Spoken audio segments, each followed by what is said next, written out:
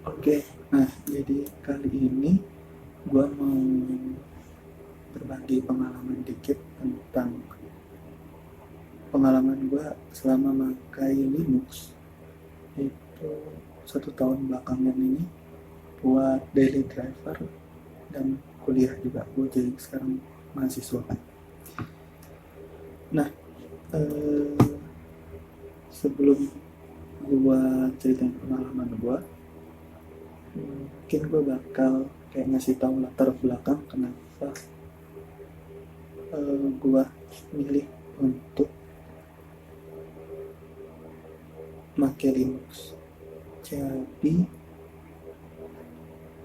setahun yang lalu itu gue pindah ke Linux itu karena jadi Windows gue ada malware-nya kan itu. Nah, malware-nya itu gue udah capek banget sama malware, akhirnya gue pindah ke Linux.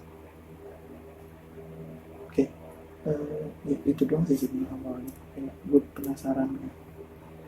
eh, Linux yang pertama kali gue coba, nggak pertama kali sih, untuk dalam setahun ini ya.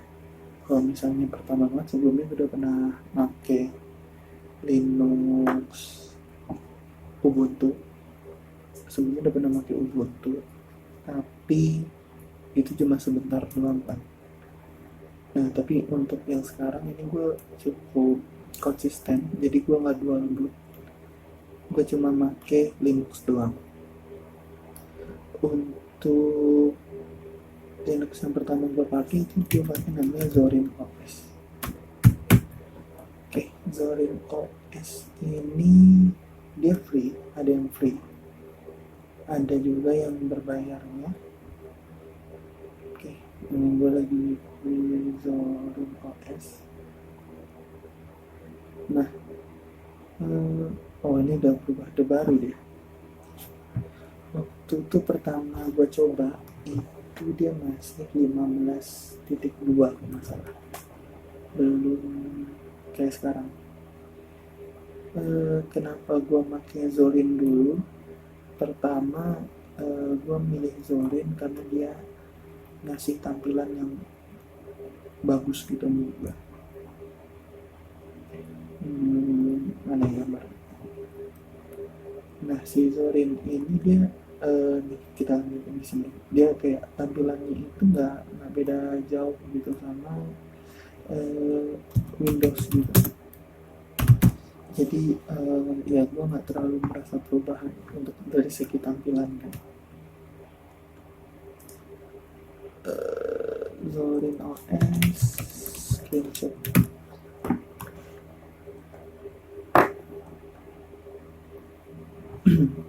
Nah, ini tampilannya Zorin yang nggak beda jauh kan sama Windows. Nah, terus gue pakai Zorin ini sekitar 4 bulan. Terus gue pindah soalnya gue ngerasa Zorin ini sulit untuk dikustomisasi, dan juga waktu itu ada bug. Gue ada bug, bugnya itu tulisan gue jadi tanda tanya semua.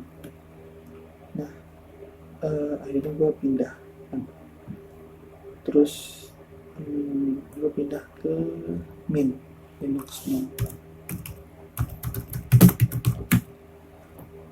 Oke, di Linux Mint ini gue masih pakai ya sampai sekarang. Sekarang ini gue ngerekam di Linux Mint.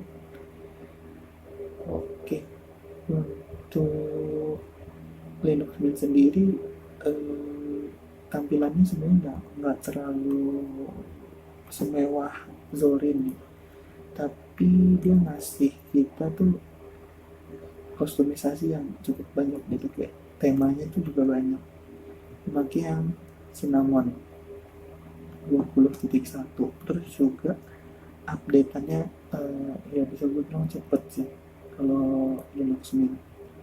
Sebenarnya sebelum dari Zorin ke Mint itu gue ada make Manjaro, cuma gue kurang cocok. Jadi yang kalau misalnya Mint ini kan dia based on Ubuntu kan, based on Ubuntu. Kalau misalnya Zorin dia juga, tapi kalau misalnya Manjaro itu dia based on Arch Linux kalau nggak salah. Jadi ya dari komen-komen terminalnya juga beda gitu. Jadi ya gue kembali lagi ke distro yang based on Linux. Terus ya mungkin kalau misalnya untuk pengalaman makainya itu aja sih. Gue baru pakai itu doang. Kalau kenapa gue nggak pakai Ubuntu, nggak tahu sih, gue kurang suka aja. Dulu udah pernah pakai sebentar, tapi ya aku pengen coba yang lain. Ya gitu sih kalau misalnya selama pakai Linux. Terus kalau misalnya untuk kuliah pasti pada penasaran kan, misalnya kayak kalau misalnya kuliah itu pakai Linux bisa nggak gitu kan. Sebenarnya untuk aplikasinya gue nggak ada merasa kesulitan. Bilangnya gue Zoom itu gue ada aplikasinya Zoom, bisa ya bisa dipakai, nggak ada masalah. Terus kalau misalnya gue kuliah apa lagi, Word Word itu gue di sini ada WPS ini sebenarnya tampilannya nggak beda jauh ya sama ini, sama Office ini. Ya tampilannya gini, nggak nggak terlalu jauh gitu. Cuma ya mungkin kayak masalahnya di font. Jadi Ubuntu ini dia belum ada font Windows bawaan kayak Times New Roman. Nah jadi gue butuh untuk nge-install sendiri. Untuk install, cara installnya mungkin bisa Google atau nanti bakal gue kasih tahu caranya. Tapi ya gitu, mungkin kendalanya di situ. Kalau misalnya ya kadang gue pakai WPS atau gue pakai Google Doc. Gue pakai Google Doc soalnya dia ada spell checking, jadi ya itu membantu gue untuk ngerjain. Nah kalau untuk coding gue kan di sini jurusan sistem informasi. Nah gue coding itu pakai VS Codium ini jadi forknya dari Visual Studio Code. Tapi sebenarnya untuk aplikasi coding itu ada semua sih, kayak VS Code juga ada. Kenapa gue pakai VS Codium?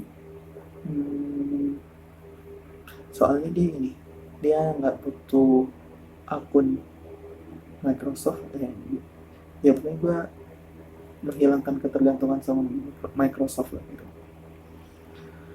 Terus apalagi ya, aplikasi apa yang bisa kita lihat? Oh, denger lagu gue Spotify ya ada, nggak masalah, bisa, nggak ada kendala. Spotify untuk Linux. Nah, gue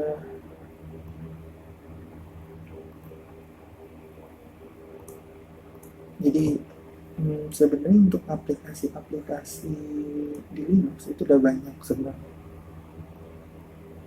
Nih, ini kayak App Store-nya ada Inkscape. Nah, gue kalau misalnya ini penggantinya dari CorelDRAW atau AI. Ini Spotify juga ada. Terus Minecraft game juga ada. Skype Genome Maps. Gym ini itu alternatifnya dari Photoshop. VirtualBox. Nah, ini VirtualBox gue juga pakai buat kuliah sebenarnya. Jadi gue ada mata kuliah eh, dasar-dasar arsitektur komputer kan. Nah, mata kuliah itu dituntut buat pakai namanya AVR Studio. Nah, AVR Studio itu cuma bisa dijalanin di Windows gitu kan. Nah, jadi ya makanya gue pakai Windows di VM. Tapi sebenarnya nggak ada masalah sih. Dan gue pakai VM buat itu doang. Terus apa lagi yang bisa kita review dari aplikasi ini? Oh, untuk browser gue pakai Brave browser. Kenapa gue pakai Brave browser? Karena bukan mirip Google yang pertama. Terus ya dia mengutamakan privasi kita. Brave browser. Ya, oke. Tagline-nya itu secure, fast, private. Gitu dia. Ya sebenarnya dia basis Chrome juga. Jadi extension Chrome bisa semua dipakai. Jadi tetap ngambil dari web store, Chrome Web Store itu juga bisa. Nah, jadi extension yang ada di sini kita install ke Brave itu juga bisa, nggak ada masalah. Oke, kalau misalnya ada nanya DuckDuckGo ini apa, dia itu alternatif dari Google, cuma ya dia nggak minta privasi kita. Jadi ya DuckDuckGo itu apa? Kita dari DuckDuckGo, apa yang dia tawarkan, privacy simplified. Jadi ya dia nggak nge-track kita. Oke, terus habis itu gue juga pakai Discord itu ada di sini juga ada, bisa diinstal langsung. Oke, terus apa lagi ya?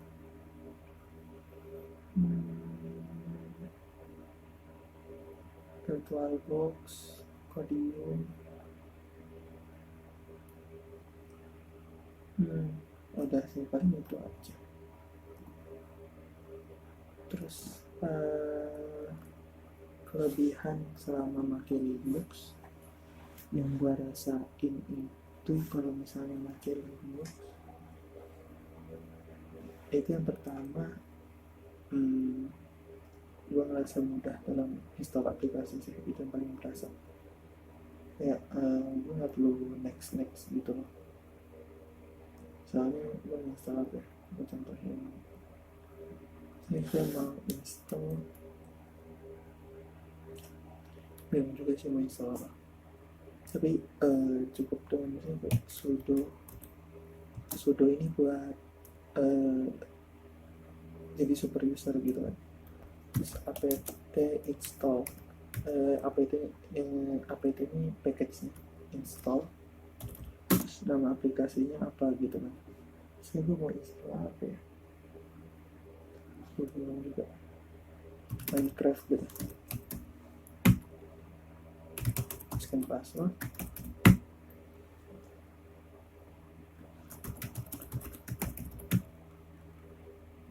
Oke, nggak ada. Oh, salah. Minecraft.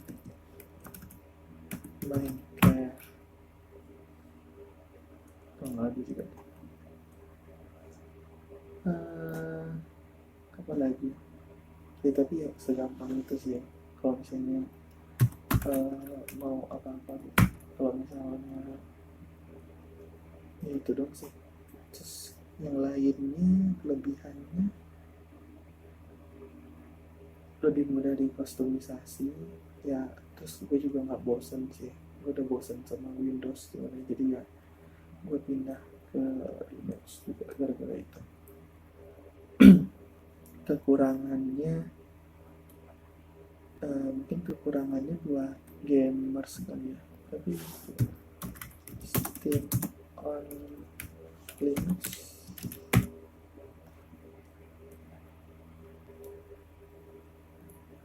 available game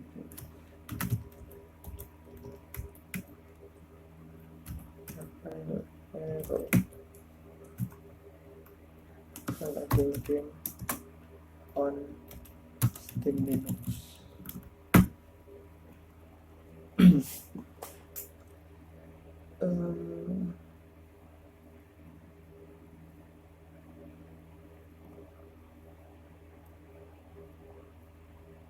Ya, gamenya ya cukup banyak, ada CSGO ya. Cuma sayangnya gue bukan gamer, jadi ya gue nggak begitu peduli dengan game, jadi ya udah. Kekurangan lainnya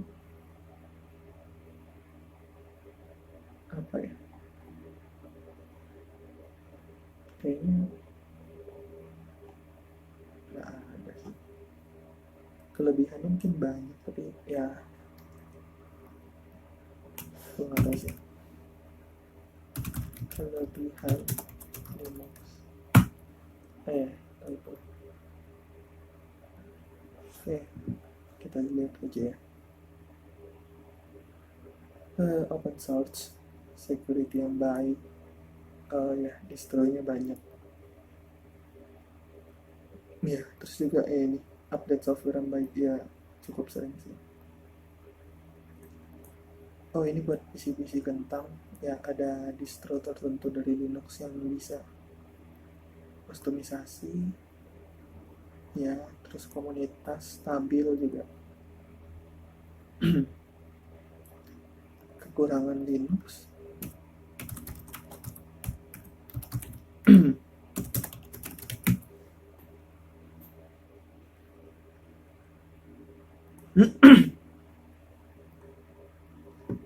kekurangan Linux ya, tidak banyak dukungan aplikasi ya, kayak Adobe itu nggak ada. Terus ya gue kan sekarang lagi di UI UX, nah itu Figma, gue pakai Figma web jadinya, tapi ya itu nggak masalah. Terus dukungan hardware ya, gue printer di rumah nggak bisa gue pakai sih, yang Canon itu nggak bisa dipakai, nggak tahu kenapa.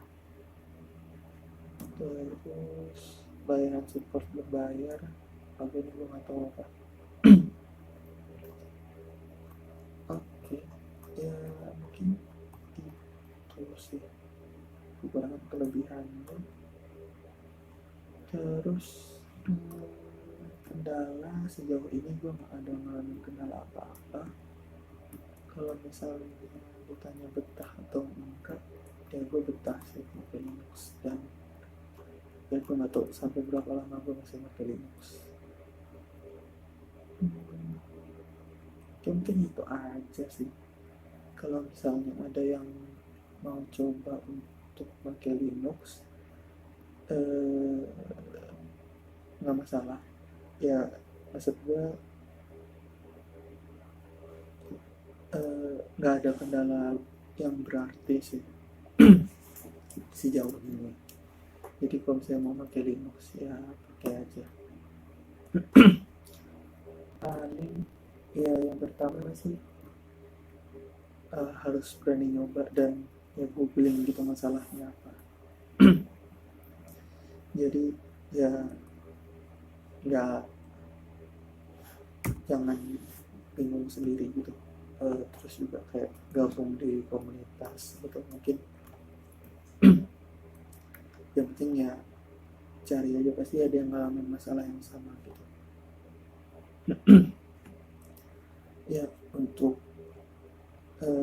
yang mau keluar dari zona nyaman masih dari Windows ya, mungkin bisa dicoba Sebenarnya untuk Linux ini juga ada yang bagus gitu, Pop! OS itu tampilannya menurutku bagus ya. Atau enggak ada juga Deepin OS itu bagus juga. Ini Pop! OS previewnya nggak deh, preview screenshot. Ya tampilannya bagus sih. Pop! OS screenshot.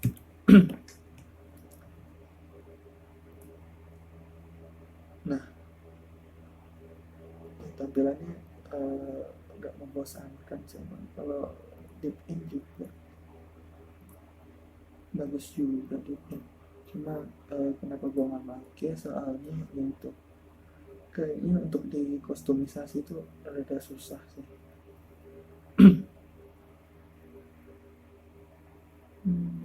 New release